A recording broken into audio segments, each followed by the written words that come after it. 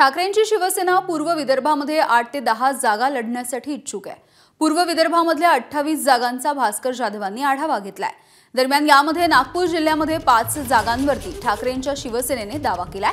रामटेक, कामठी, उमरेड आणि नागपूर दक्षिण, नागपूर पूर्व या जागांची ठाकरे गटाने मागणी केली आहे।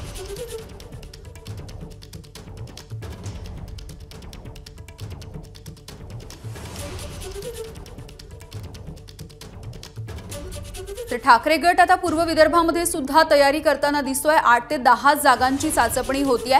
8 ते 10 जागांची मागणी सुद्धा केली जाते आहे। किमान 8 ते 10 मतदारसंघ आम्हाला मिळालेच पाहिजेत, हा माझा आग्रह आहे, ही माझी मागणी आहे। रामटेक तर आमचे आहेच, आम्ही ती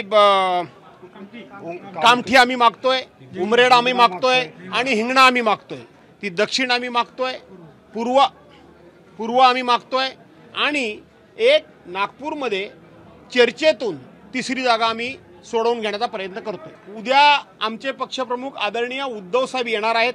उद्धव साहेबांनी जर वेळ दिला तर पूर्व विदर्भातल्या जागांचा आम्ही जागा कुठल्या लढवणार उमेदवार नंतर याचा निर्णय टेंटेटिव्हली मी करून घेईन। एबीपी माझा, उघडा डोळे बघा नीट।